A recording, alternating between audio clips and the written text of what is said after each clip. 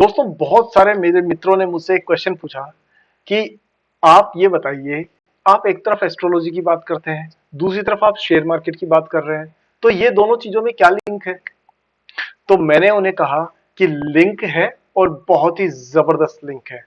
आपकी जन्म कुंडली ये डिसाइड करती है कि किस फील्ड में, किस टाइप के शेयर्स में पैसा लगाने से आपको ज्यादा फायदा होगा या किस टाइप की इन्वेस्टमेंट आपको ज्यादा सूट करेगी। क्या आपका बैंक एफडी में पैसा लगाना ज्यादा फायदेमंद रहेगा, या आप शेयर ट्रेडिंग करेंगे, या फिर आप म्यूचुअल फंड में एसआईपी के थ्रू इन्वेस्टमेंट करेंगे। कौन सी चीज आपकी फाइनेंशियल जर्नी को, डेस्टिनी को डिफाइन करेगी, इसमें मदद करती है आपकी जन्म कुंडली। पर ये करती कैसे है, ये जानने के लिए दोस्तों आज का वीडियो लास्ट तक देखिएगा। और इस वीडियो के लास्ट तक आप ये पूरी तरह से समझ पाएंगे कि जन्म कुंडली का यूज करके आप सही शेयर, सही इन्वेस्टमेंट डिसीजंस कैसे ले सकते हैं। सो दोस्तों, मैं आपका दोस्त सागर शर्मा शुरू करता हूं सागर नॉमिक्स।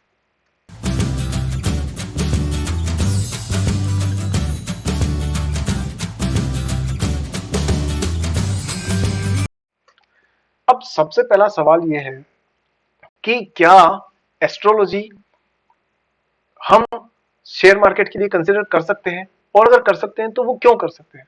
अब दोस्तों इस चीज को समझने के लिए हम दोनों चीजों को पहले अलग अलग समझते हैं। पहली एक साइड में है शेयर मार्केट, दूसरी साइड में एस्ट्रोलॉजी। तो अब बात एस्ट्रोलॉजी से शुरू करते हैं, जिसे हम ज्योतिष कहते हैं।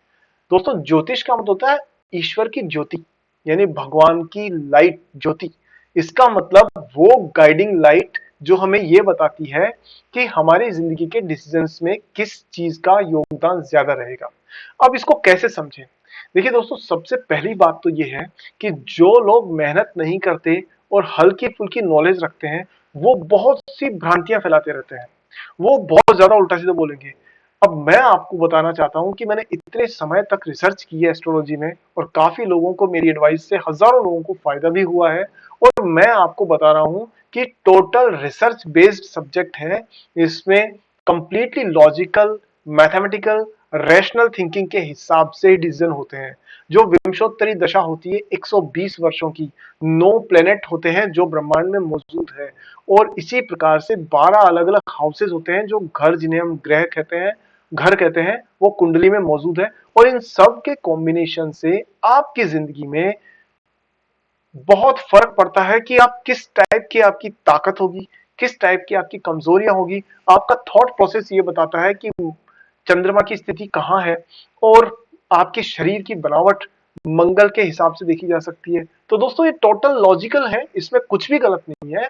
5000 साल पहले जब हमारे यहाँ पर टेलीस्कोप का भी जन्म नहीं हुआ था, तो पूरी दुनिया में टेलीस्कोप भी नहीं बना था। उस टाइम पर हमारे ऋषि मुनियों ने सिर्फ अपने मेडिटेशन से, सिर्फ अपने ध्यान से, ईश्वर की भक्ति के द्वारा, और हमें 5000 साल का कैलेंडर दे दिया था।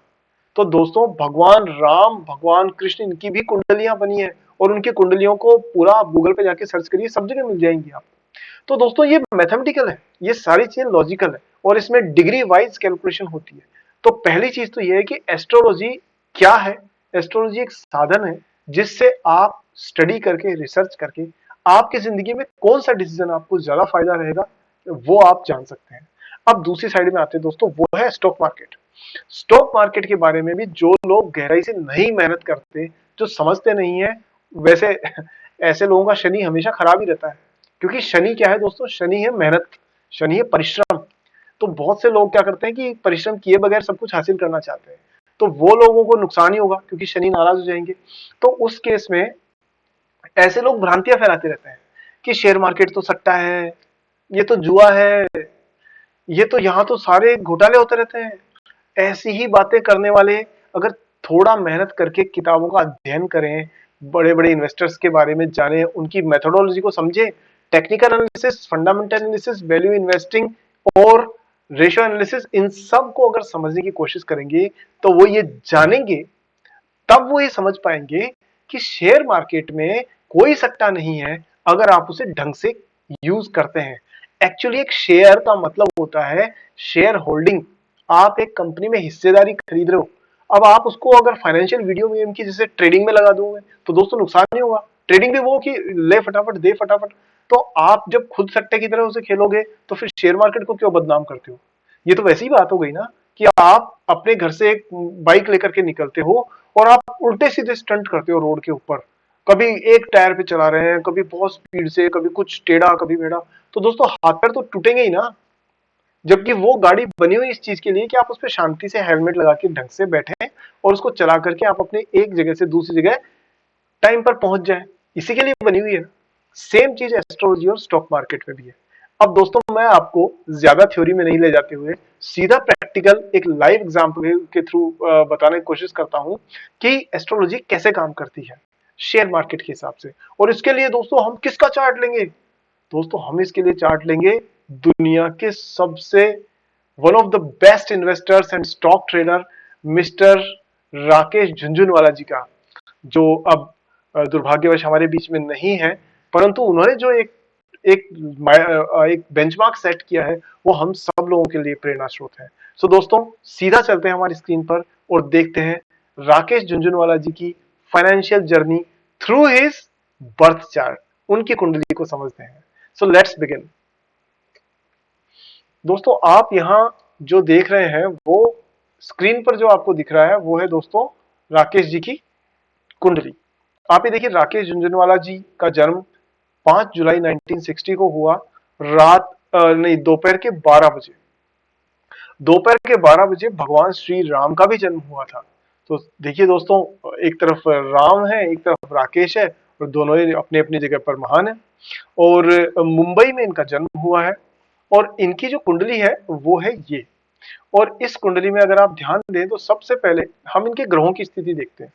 ग्रहों की स्थिति में अगर हम देखें तो सूर्य जो है वो 19 डिग्री पर आर्द्रा नक्षत्र में है। यानी आर्द्रा नक्षत्र किसका होता है दोस्तों? ये होता है आपके राहु का नक्षत्र। यानी सूर्य जो है वो इनका राहु के नक्षत्र में बैठा हुआ है, ये राहु का नक्षत्र है। और चंद्रमा जो है वो लिब्रा राशि में तुला राशि में बैठे हुए 29 डिग्री 52 मिनट पे। दोस्तों this is the cause of concern, ये इनकी जिंदगी का एक कमजोर हिस्सा रहा है। वो चीज क्या है? वो है इमोशनल, वो है इमोशनल चीजों से या अपनी मदर से या उस तरीके की कुछ प्रॉब्लम्स का सामना करना। तीसरी चीज है दोस्तों वो, हालांकि ये जब विशाखा नक्षत्र में है तो कुल मिलाकर के थोड़ा सा उसका असर कम हो जाता है। नेक्स्ट है दोस्तों मार्स, मंगल। मंगल बैठा हुआ है डायरेक्ट होकर के एरीज में, यानी अपने ही उसमें है, अपने ही राशि में है। और सबसे बड़ी बात है नक्षत्र है भरणी, जो कि शुक्र का नक्षत्र होता है, तो वो एक स्पेशल कॉम्बिनेशन बनाता है। मरकरी जो है यानी बुध है वो कैंसर में बैठा हुआ है और डिग्री है 6 डिग्री 49 मिनट, जो थोड़ा सा कम है but kind of okay. Jupiter दोस्तों बड़ा जबरदस्त है। जुपिटर जो बैठा हुआ है वो बैठा हुआ है दोस्तों सेजिटेरियस, यानी अपनी ही राशि में धनु राशि में बैठे हुए हैं। और सबसे बड़ी बात क्या है कि रेट्रोग्रेड है। वैसे तो मरकरी भी रेट्रोग्रेड है, और जब भी कोई रेट्रोग्रेड प्लेनेट होता है दोस्तों तो उसकी शक्ति 3 गुना बढ़ जाती है। अगर रेट्रोग्रेड आपके पॉजिटिव है तो 3 गुना पॉजिटिव रिजल्ट देगा, और अगर नेगेटिव है तो 3 गुना रिजल्ट भी नेगेटिव भी देगा। अब देखें वीनस जो है वो इनका बुध में रख बैठा हुआ है, बुध की राशि के अंदर बैठा हुआ है। और सैटर्न शनि जो है वो जाकर के बैठ गए हैं जुपिटर के साथ में। यानी कि अगर आप देखें तो शनि और जुपिटर दोनों का मतलब क्या होता है दोस्तों? जुपिटर होती है आपकी इनसाइट, आपका जो विजन होता है, आप बड़े लेवल पे कोई चीजों को सोच पाते हैं तो वो होती है जुपिटर, समझ जिसको कहते हैं। और सैटर्न उसके साथ है, उसका मतलब हो गया कि मेहनत, प्रोफेशन, कर्म।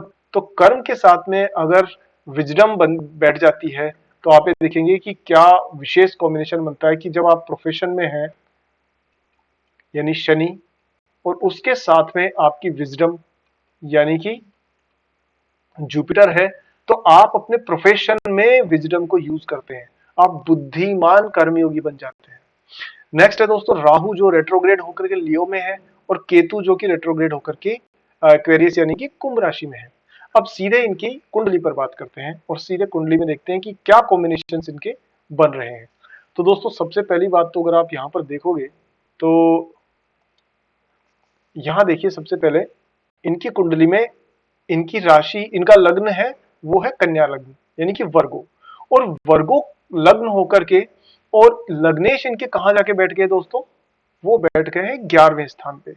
तो देखिए खुद यानी स्वयं का स्थान उसका मालिक यानी लग्नेश लग्नेश का मतलब होता है पूरी कुंडली के एकमात्र मालिक, जो कि सारी जिंदगी को गवर्न करते हैं। वो जाके बैठ गए हैं कहां पर? 11th हाउस में। और 11th हाउस होता है दोस्तों किस चीज का? 11th हाउस होता है आपका इच्छा पूर्ति का, यानी विश फुलफिलमेंट।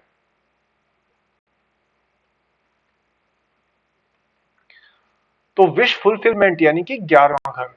तो आप ये देखेंगे कि अगर कम इनका खुद का लग्नेश जो है वो जाके बैठ गए हैं इच्छा पूर्ति में, तो दोस्तों जिंदगी में ये जो भी कुछ करेंगे इनकी इच्छा पूर्ति होती रहेगी। यानी इनको ईश्वर ने एक अलग से आशीर्वाद देके भेजा है कि आप अपना जो भी काम करोगे, आपकी डिजायर्स, आपके एम्बिशंस, आपकी इच्छाएं जरूर पूरी होंगी। तो दोस्तों स्टॉक मार्केट में आपने देखा है कि कई बार क्या होता है कि आप जब ट्रेड लेते हैं, जब इंट्राडे ट्रेड या कोई रिस्की ट्रेड लेते हैं, तो उसमें चांसेस होते हैं कि आप कई बार गलत भी जा सकते हैं। लेकिन कहीं ना कहीं ऐसी कॉम्बिनेशन की वजह से राकेश झुंझुनवाला की जो ट्रेडिंग है वो भी प्रॉफिटेबल रही in overall in long run. तो ये एक बहुत अच्छा कॉम्बिनेशन है। अगर राकेश जी का 11वें स्थान की जगह पर 12th हाउस में यानी 12वें स्थान में अगर जाकर के लग्नेश बैठ जाता, तो क्या होता?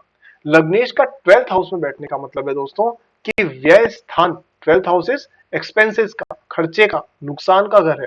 तो पहला घर उसका लग्नेश जो है यानी कि पूरी कुंडली का लग्नेश यानी the Lord of the first house, if it goes in the 12th house, तो इसका सीधा मतलब है कि ये जो भी काम करते हैं उसमें लॉस होने के चांसेस ज्यादा रहते हैं। तो आप अपनी कुंडली में देखिए कि अपनी कुंडली खोल के बना के देखिएगा कि उसमें लग्नेश की पोजीशन क्या है, और कमेंट सेक्शन में लिख के जरूर बताना कि आपने उसके बारे में क्या नतीजा निकाला है, और उसके बेसिस पर मैं आपको अपनी तरफ से एडवाइस करूंगा कि क्या सही और क्या गलत है। वापस दोस्तों चलते हैं चार्ट पर। अब देखते हैं कि राकेश जी के, अगर आप यहां देखेंगे तो एक और जबरदस्त चीज है इनके चार्ट में, और वो ये है दोस्तों कि सेकंड हाउस। सेकंड हाउस होता है आपका क्या? इसको कहते हैं धन स्थान, यानी मनी, यानी कि वेल्थ कहां से देखी जाती है दोस्तों? वो देखी जाती है सेकंड हाउस से। और सेकंड हाउस में कौन सी राशि है? यहां है तुला, यानी कि लिब्रा। और लिब्रा के दोस्तों मालिक कौन होते हैं? लिब्रा के जो लॉर्ड है, मालिक है, वो होते हैं वीनस। ये राशि किसकी है? शुक्र की, यानी कि वीनस की। अब जरा वीनस की पोजीशन देखिए चार्ट में कहां पर है। तो वीनस की पोजीशन दोस्तों चार्ट में है यहां पर। तो आप ये देख सकते हैं कि ये जो वीनस है, मतलब सेकंड हाउस यानी कि धन स्थान के स्वामी कहां चले गए दोस्तों? वो चले गए हैं आपके कर्म स्थान में। तो कितनी जबरदस्त कॉम्बिनेशन है कि धन स्थान के स्वामी चले गए हैं कर्म स्थान में, यानी कि money and profession are connected. तो अगर आप ध्यान से देखें तो इनका प्रोफेशन मनी से रिलेटेड ही था, क्योंकि ये इन्वेस्टर थे। इसका मतलब इनका सारा जीवन प्रोफेशन किस चीज में निकला है? धन स्थान के हिसाब से काम करने में। तो कितना गजब कॉम्बिनेशन है कि इनका प्रोफेशन मनी से रिलेटेड था, और इनके प्रोफेशन से इनको मनी यानी धन प्राप्त होना था। So this is a wonderful combination. तो आपने देखा कि सूर्य, ये जो वीनस है, उनका प्रोफेशनल हाउस में बैठने का कितना बड़ा फायदा है। और दोस्तों एक और खास बात अगर आप यहां देखेंगे तो इस पर, वीनस पर किसकी दृष्टि पड़ रही है दोस्तों? वीनस पर दृष्टि पड़ रही है सैटर्न की। और सैटर्न यानी कि शनि, शनि भी प्रोफेशन को ही गवर्न करते हैं। यानी जो प्रोफेशन के स्वामी है, यानी जो कर्म के ग्रह हैं, यानी कि शनि महाराज, वो भी इनके कर्म स्थान पर सीधी दृष्टि डाल रहे हैं। तो अब आप ये सोचिए कि प्रोफेशनली कितना बड़ा सक्सेस दिलाने वाला ये योग है। और इतना ही नहीं, इनके चार्ट में आपको एक और जबरदस्त कॉम्बिनेशन नजर आएगा, और वो है दोस्तों जुपिटर। अगर आप देखेंगे तो इनके चार्ट में देखिए जुपिटर की जो पोजीशन है, आप ये देखिए सबसे पहले यहां नजर डालिए। जुपिटर यानी कि विजडम, यानी कि बुद्ध, आपकी सोचने की, बड़ा सोचने की क्षमता। जुपिटर, सबसे बड़ी बात है कि खुद के ही घर में बैठे हुए हैं। तो दोस्तों जुपिटर में क्या क्या खास बात है इनके चार्ट में, कि सबसे पहली बात तो ये स्वग्रही है, तो ये वैसे ही मजबूत हो गए। क्यों? क्योंकि ये पंच महाभूत योगों में से एक योग बना रहे हैं। पंच महापुरुष जो योग होते हैं उनमें से एक योग बना रहे हैं, जिससे इनकी शक्ति बहुत स्पेशल हो जाती है। और वो योग कहां बन रहा है दोस्तों? केंद्र में। केंद्र के घर में अगर जुपिटर अपना हंस योग बना रहे हैं अपने ग्रही होकर के, तो ये बहुत पावरफुल पोजीशन है। और इनकी सीधी दृष्टि कहां पर है?